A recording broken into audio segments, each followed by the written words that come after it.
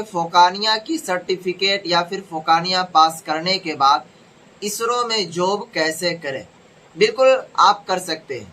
सबसे पहला तो सवाल यही आता है आपके अंदर कि क्या मैं फोकानिया के बाद इसरो में जॉब कर सकता हूं। तो इसका जवाब है यस, बिल्कुल आप आसानी से कर सकते हैं। इसके क्या प्रोसेस हैं, उनको कैसे आपको गुजरना पड़ेगा, उनको फॉलो करना पड़ेगा, वो सभी चीज इस वीडियोस में विस्तार से हम जानने की कोशिश करेंगे। तो चलिए इस वीडियो की यहीं पर हम शुरुआत करते हैं। सबसे पहला चीज समझिए, जैसा कि आपको अभी पता है ट्रेंडिंग में बातें चल रही है चंद्रयान 3। ये कोई अपने तारुफ का मोहताज नहीं है। फिलहाल मैं थोड़ा सा बता दूं कि चंद्रयान 3 जो अभी लॉन्चिंग हुई और बहुत ही अच्छी तरीके से कामयाबी भी हासिल किया, वो इसरो के जो भी वैज्ञानिक थे, जो भी वहाँ के कामकाज करने वाले थे, उन्होंने ही किया। अब जो उनको भी भेजने वाले कोई इंसान ही है, हम में से ही कोई है, ऐसा तो नहीं कोई वो दूसरा चीज है। अब बात यहाँ पर ये आती है कि इसरो में जॉब हम कैसे कर सकते हैं, वो भी फोकानिया के बाद मदरसा बोर्ड की सर्टिफिकेट से। तो सबसे पहला चीज समझिए, इसरो एक संस्था है, ठीक है। आप इस तरह समझें, एक कंपनी है, ठीक है। उसके अंदर बहुत सारे लोग काम करते हैं मिलजुल कर।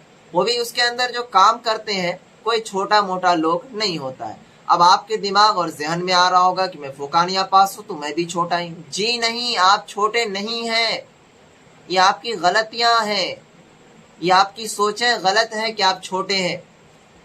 मैं आज आप लोगों का, जो भी बच्चे मदरसा बोर्ड से तैयारी कर रहे हैं, उन सभी का मैं आंखें खोलने के लिए आ गया हूँ। इस तरह की वीडियोस आपको बहुत कम यूट्यूब पर मिलेगी, बहुत कम फेसबुक पर मिलेगी।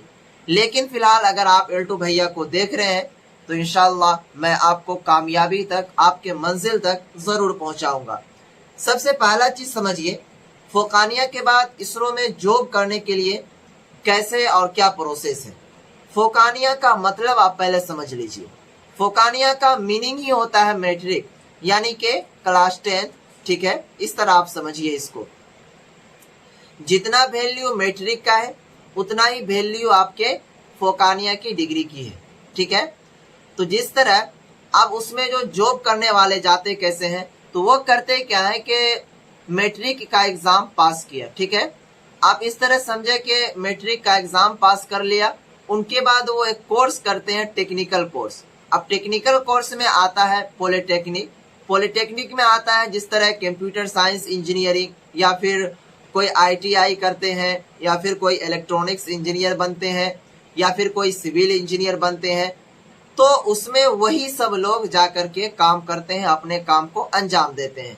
तो देखिए, अगर आप भी फोकानिया पास हैं, तो फोकानिया की डिग्रियां आपके पास है, तो सबसे पहला चीज तो आपको ये करना पड़ेगा, फोकानिया के बाद बिहार सरकार भी एक पॉलिटेक्निक करवाती है, और क्या कहते हैं, अदर स्टेट से भी पॉलिटेक्निक होता है।